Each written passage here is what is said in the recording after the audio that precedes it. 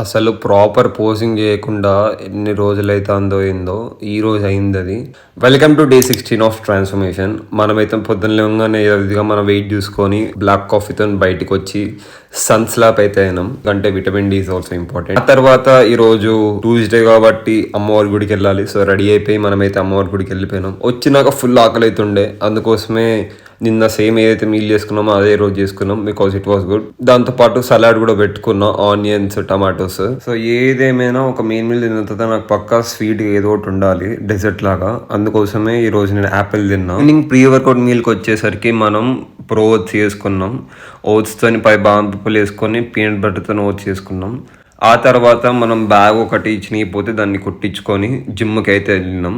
జిమ్లో వర్కౌట్ వచ్చేసి back and bicep. So first compound movement పుల్అప్స్తో స్టార్ట్ చేసి ఒక బైసెప్ మూవ్మెంట్ చేసి ఈరోజు నేను బైసెప్ ఎక్సర్సైజ్తో ఒక సూపర్ సెట్ హ్యామర్ కలిసి చేసిన.